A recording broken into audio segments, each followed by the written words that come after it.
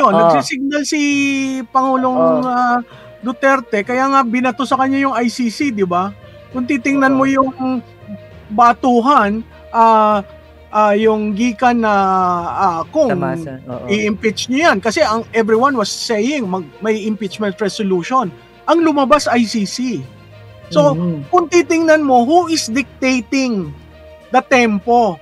It's not the present administration. It's him. They are reacting to a preview. To what he's saying.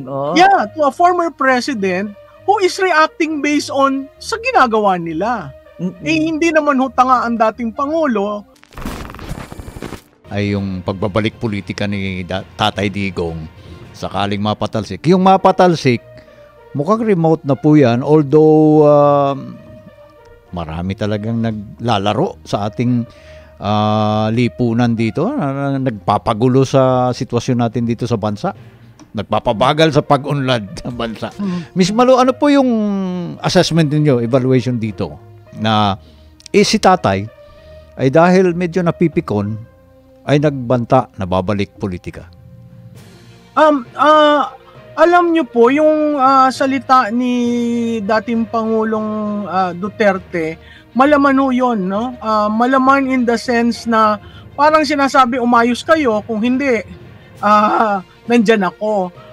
At marami sa tingin ko sa ating mga kababayan ang siguro hinihintay na makapasok siya muli. Dahil makikita natin yung pamumuno niya diretsyo, with certainty, hindi yung paligoy-ligoy o subject to interpretation. Alam po nyo sa liderato napakahalaga na diretso ang sasabihin mo, hindi yung subject to interpretation ng kung sino-sino, lalong gumugulo yung sitwasyon, no? So sa tingin ko, kahit na napakahirap yung gagawin niya dahil nga na-raid na yung partido niya, nakikitaan ko na ang posibleng pagbabago ng politika sa ating bansa ay pwede manggaling sa PDP. Kasi kung aalsin mo na lahat yung mga naan dyan, ang tanungan ng iba, sino ang tatakbo dyan? Alam po nyo, wala kasi tayong political ladder na pagkatapos mag-mayor, umaakyat ng umaakyat. Sa tingin ko, itong gagawin ng PDP laban, baka yun ang susi para may bagong dugong pumasok, may paninilbihan sa bayan ang linalagay sa isip. Mahirap yung gagawin niya dahil kulang sa lahat, pero sa tingin ko may mga taong tutulong sa kanya. Katulad na rin yung nangyari nung 2016. Marami nagsasabi spent force na si dating Presidente Duterte. Sa tingin ko hindi ho.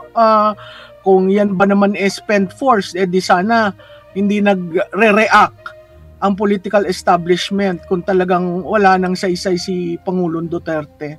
Opo. Itong midterm ay nalalapit na, 2025.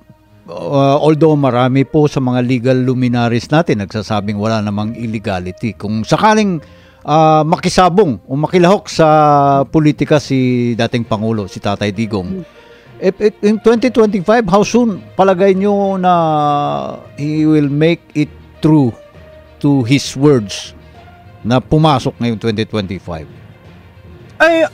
Kasi ho, ang pagbubuo ng isang slate, napakahirap niyan, lalo na kung outsider ka, na retired ka na sa iyong panunungkulan.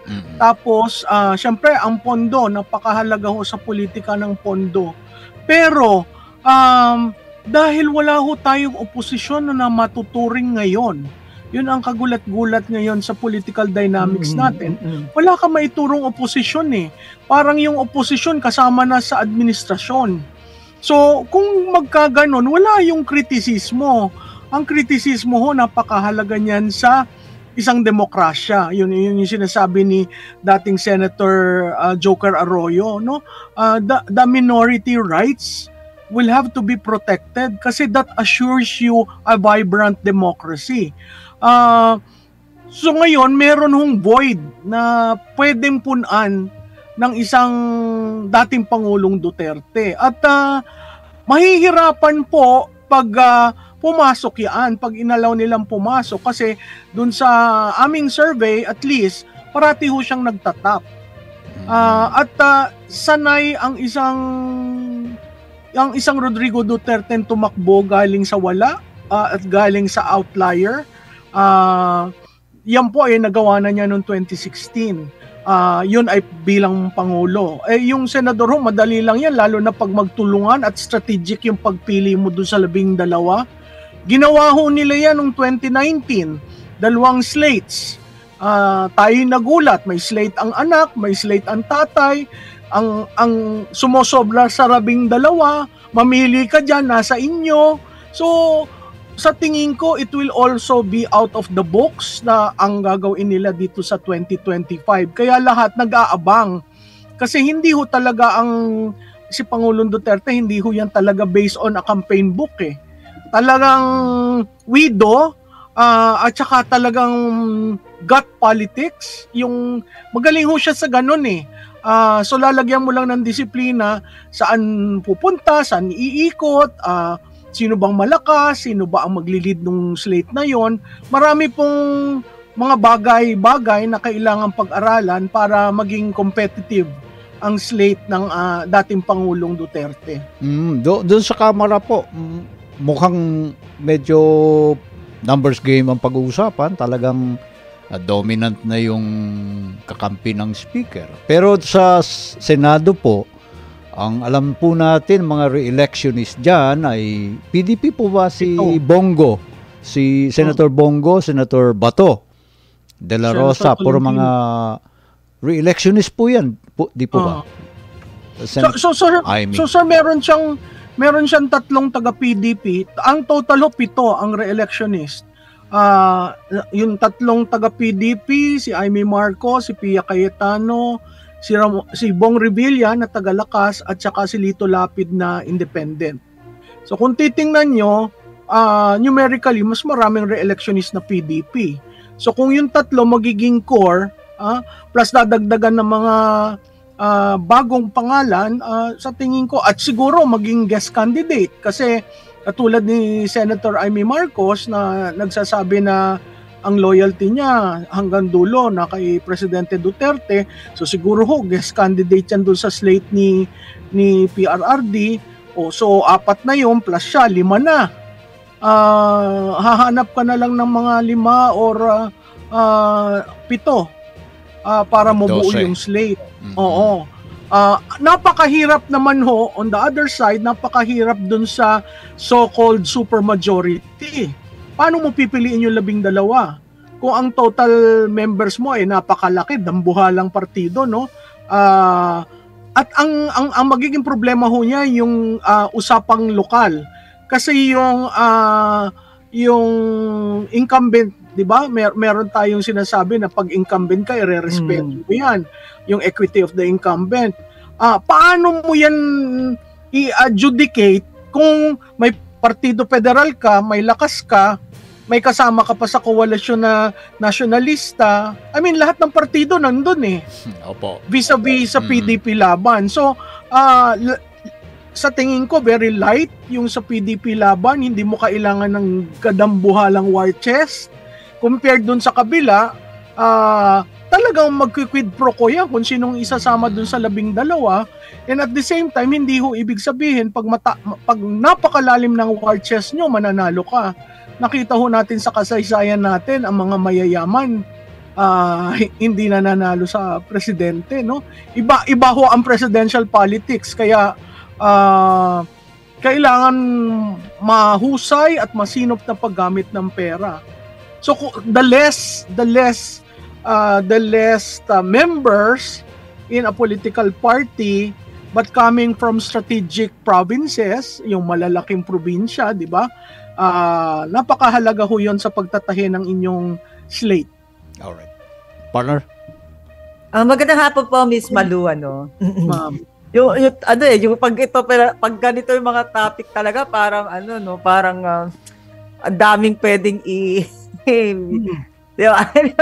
No, napaka-sensitive kasi meron mga pwedeng lumabas na mga bunga-bunga yan, no? But I will just go to this election 2025. Anyway, we're talking about yung posibilidad, na sinabi niya talaga, talagang yung tuloyin niyo sa anak ko yan. Eto, sasagot ko sa inyo. Lalaban ako. Hindi ba? Ang pinakauna na pwede mangyari is 2025, which is the national for the Senate and the Congress, no? Okay, Senate. I just want to ask this. How important and how will be this 2025 election be a game-changing para mabigyan tayo, mabibigyan ba tayo nito ng tinatawag na numero ng lakas? Ibig sabihin, the strength, no? The popularity between kung saan ba ang tao na kay VP Sara ba, Duterte, or nasa Romualdez. Ibig sabihin, yung mangyayari na pagkapanalo, di ba? Kung gaano ang mangyayari doon, it's already an answer or at least a glimpse of ang kalagayan na pwedeng mangyari sa 2028. Ma'am, maganda yan tanong mo, no? Maganda ang pagka-frame kasi talagang ang mangyayari dun, Romualdez ba o Duterte, no? Ang isang kailangan nating makita diyan, yung sino ba ang may kasaysayan na nasiro ang kalaban. Nangyari po yan ng una ng 2016 nang galing out of nowhere. Walang partido, walang pondo, late nag-decide, halos walang plataforma, walang mensahe, basta organic. Ako ito. Ako maharap ako sa inyo. Lumabas. Gusto niyo ako, di ba? Lahat ng tao nagulat tayo. Yung palang hinahanap nila, napaka-ordinaryo, napaka-simple. Pati ang and it was the people who actually rallied na yes, and tumpak ko siya, pinuf siya. Yes, ma'am. At saka yun yung tinatawag na the people's campaign. Kasi hindi naghahakot ng tao, naghihintay sa kanya. Yung huling rally, dun kami na-shock, yung dun sa Taguig. Naghintay ang tao ng 4 na oras. Pag tinanong mo yung mga tao, ba't kayo naghihintay? Kasi si Duterte yan. O ay hindi naman yung kilala yan, taga Mindanao. So yun yung isang aspeto. Sanay siya sa ganon. Okay? Yung pangalawang aspeto, yun yung ginawa nila noong 2019. Wala hong nagsisiro sa kalaban sa Senado. Natatandaan niyo yung laban kay GMA midterm. Ang midterm is an election on the incumbent. It's a referendum on the incumbent. Maganda ba ang buhay mo ba na bago nung itong administrasyon na ito?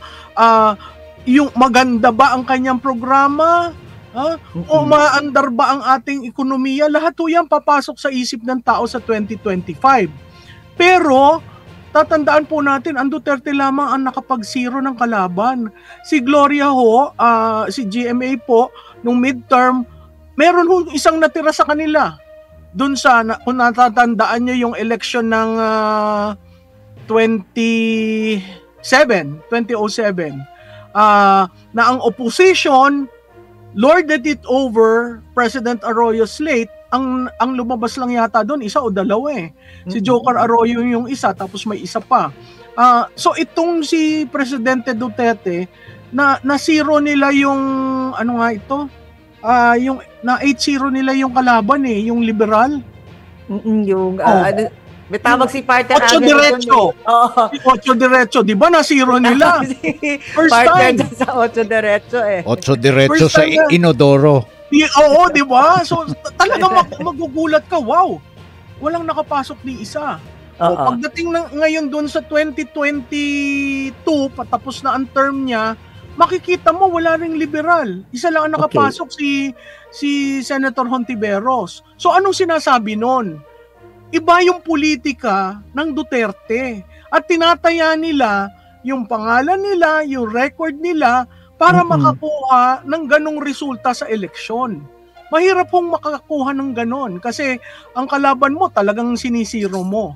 Ayun lang ho sa kasaysayan natin na nangyari na may natalo. Oo. So if I'll go back to the question, as of now, at least on this day, no, so far is you will see, nakikita na ninyo yung lakas pa rin na whoever ex-President Duterte will endorse or will campaign for, ay imagine niyo, ma'am, ang maaaring resulta. Yes, imagine mo, ma'am, kung siya ang nag-lead ng slate.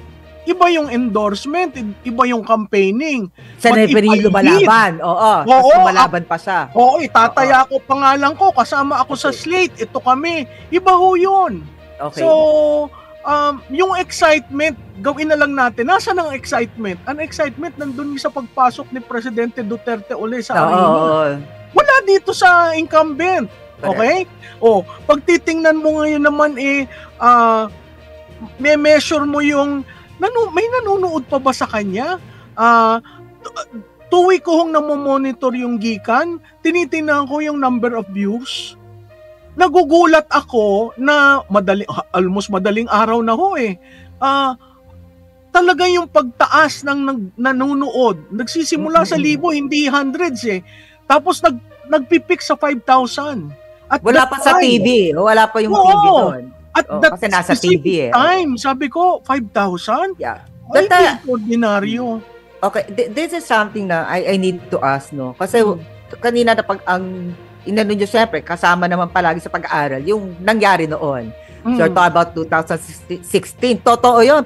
Interesado kahit yung mga hindi boboto Umamin na tayong lahat. Kahit hindi natin kilala si Duterte noon. Naging interesado ka sa kanya. It became a fresh Yes, nagkaroon ng gano'n, no? And then 2019, sabi mo nga, talagang nilampaso. Let's call it like that. Kasi sorry po, pero gano'n naman talaga nangyari, no? Kaya lang ang difference lang po ngayon at this time, this is ang nangyayari ho kasi ngayon is like hindi si President Duterte mismo ang nala-limelight dun sa mga pagtitira, no? At least I'm talking about the confidential funds muna, about the VP Sara and all. Pati na rin ngayon, pinuputok na yung ICC ulit, ibinabalik, So, ibig sabihin, may senaryo po ngayon na hindi katulad before ng 2016 na yung interest ng tao, sino ba siya? Ano ba siya? So, ibig sabihin, nakilala siya.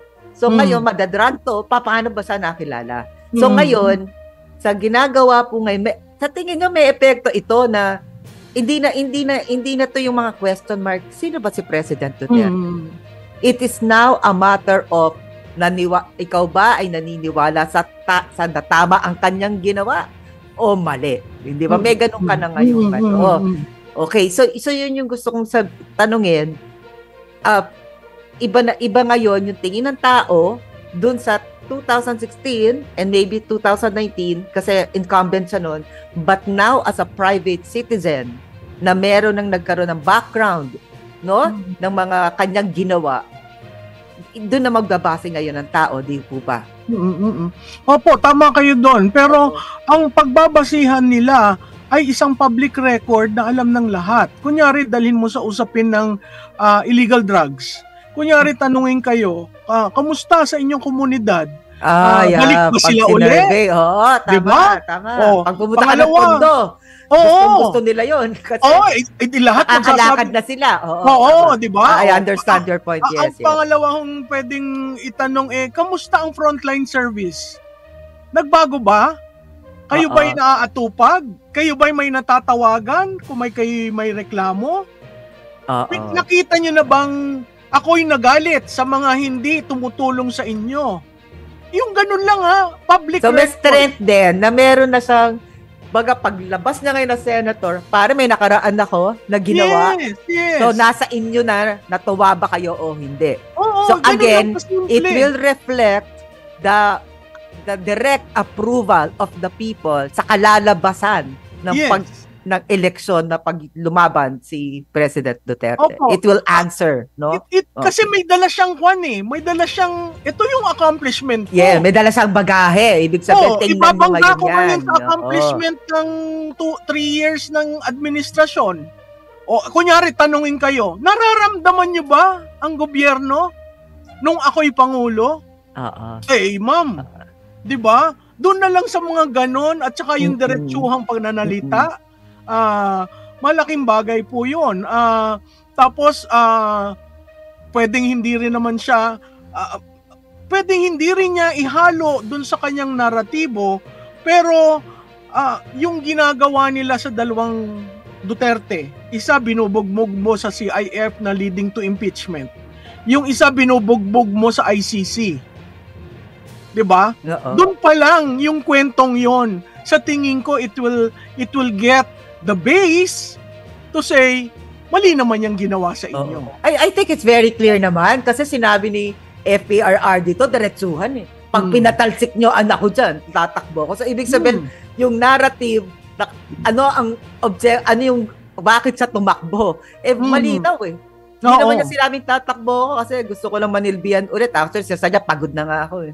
Yeah. Pero ang driving force niya is how you treated my daughter. Yes. Dapat at saka mama, past tense yun. Bakit nyo ginanon ng anak ko? So hindi nyo na kino-cover kung ano yung purpose niya. Kita-kita naman. Sinalita eh. Diba? Na headline. Okay, I will go now. Because sinabi niya na ako tatakbo kahit mag-isa pa ako sa PDP laban. Actually, inano niya yun, pinasitive enforcement niya, no? Na sinabi niya, buti nga mag-isa na ako eh. So ngayon, makakalista ako ng mga pangalan na gusto niya. Malaya siya ngayon, no? Pero tatanong ko lang sa'yo, as Duterte himself can actually very strong, right? Do you think it's wise for him pa to carry other people with him na maaaring baka bumigat, you know, or maging issue pa, hindi natin alam. Ikaw, being strategist ka rin di ba? Nagka-campaign strategist ka rin, management, ganyan. Pag ikaw ba, anong sasabihin mo? Di na tumakbo ka na mag-isa. Mas malaya ka, ikaw mismo yon kung ano yung merong kang dala-dala na popularity, hindi mo na kailangan pang ikargahin yung iba. What will you tell him kung ikaw yung... Dalawang bagay yon. Kung siya lang mag-isa, magaan. Madali mong mapanalo. Pero dati kang Pangulo. Maraming tumitingala sa'yo, maraming susunod sa'yo kung sino sasabihan. Yung pagbabago ng politika, yung chance lang na merong makitang bagong muka, bagong dugo, positive na development sa politika, sa tingin ko yung chance na yon hindi pa kakawalan ng Pangulo. So, malaking factor, yung may bago na muka ulit. May bagong biglang nagulat ang tao, oh my gosh, sino tong pinipili niya? So, the interest will be back. Kasi alam mo, ang kailangan lang is yung magkaroon ng interest, tapos interest yung talaga. magic na tinataas ang kamay, tinaas ng kamay ng isang dating Pangulo, malaking bagay yon kasi hindi mo alam yung bang incumbent, si President Marcos ba will join the going around for the slate. Makikita natin ang masipag noong 2022 si Vice President Sara eh. So, sisipagin ba ng Pangulong Marcos na sumama sa slate at to join the hustling? Kanino siya, yes. Diba? Kaya sinasabi ko, itong 2025 will answer many questions. Kasi, usually rin, ang Pangulo naman talaga have the right to endorse kung sino talaga yung gusto niyang manalo. Ex-President Duterte, kita mo nga yung tawag ni partner doon sa sinabi mo ng 8, no? Talagang inumbag-umbag talagang nagka-campaign siya. So, the President has the right to do that. So, makikita ngayon ng tao, nasaan ba talaga si PBBM, right? Oo. Makikita yon. At makikita rin yung lakas ng Dutertes pa at makikita rin, teka muna, humina ba dahil ba ito sa Romualdez? Di ba may ganong mga sagot? Yes, ma'am. Yes. So very important is 2025. Imagine mo, ma'am, kung si Speaker tumatakbong senador. Maraming combination na pwedeng magpa-slow down ng slate mo o di ba? So imaginein mo yung mga pangalan na nababanggit sa mga issues tungkol sa pondo ng bayan. 'Di ba? So lumalabas at lalabas yung issue dahil ang midterm nga referendum sa incumbent. Gusto nyo ba yung 3 years? Ganun lang ang tatanungin mo sa taong bayan. Hanggang 3 taon lang naman, Di ba? Ano ba ang nagustuhan nyo? Ano ba ang dadalhin nyo sa polling center at naiisip nyo top of mind? Ginawa ng incumbent. Ito, next Sa tingin mo ba, itong sinabi ni President Duterte na to, na kasi may kung hindi naman niya sinabi ako'y tatakbo. Merong yun, may karugtong. Kung patatalsikin nyo, si BP Sara, i-impeach mo talaga, tatakbo ako. So, meron siya tinatag na kung. So, sa tingin mo, knowing President Duterte style kasi, hindi yan nagsasalita ng walang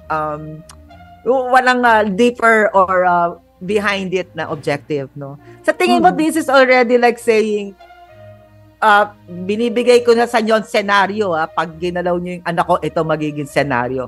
So, binabalik ba niya yung bola ngayon dun sa mga may plano-planong niya na, sige, try nyo. Dahil ito ang magiging, nagsisignal siya ng mensahe sa kanila. It's signal message, right? Tama po yun. Nagsisignal si Pangulong Duterte, kaya nga binato sa kanya yung ICC, di ba? Kung titingnan mo yung batuhan, yung gikan na kung i-impeach niyo yan. Kasi everyone was saying may impeachment resolution. Ang lumabas ICC. So, kung titingnan mo, who is dictating the tempo? It's not the present administration. It's him. They are reacting to a preview. To what he's saying. Yeah, to a former president who is reacting based on sa ginagawa nila. Hindi naman tanga ang dating Pangulo para maniwala dun sa mga sinasabing wala akong pinaplano dyan, hindi ko alam yan, hindi na iba na ang taong bayan ngayon, iba yan dun sa 10 years ago, 20 years ago. Kasi na-observe ko yan dati. Lahat ng sasabihin ni President Duterte, meron siyang gustong mangyari. Yung bawat sasabihin siya, alam naman niya mangyayari, magre-react ito So, may ganun siyang strategy, no? Strategist nga di ba? At saka ilang steps siya ahead of nakikita niya yung resulta na gusto niya ng epekto ng kanyang sinabi. That's right. Ay nagkayari naman kasi nagre-react na no? So, kaya nga ang parati ko nga patihon sinasabi, tuwing Lunes may bagong pinapalabas na parang 3 Lunes na tayo, 4 na Lunes na tuwing Lunes merong ibang nangyayari sa storya. So, anong ibig sabihin nun? Plinano. Mayroon silang gagawin. Ayan, na ganyan na, labas natin ito. Kaya ang nakakalungkot doon, wala ang focus sa bayan, ang focus nasa politika.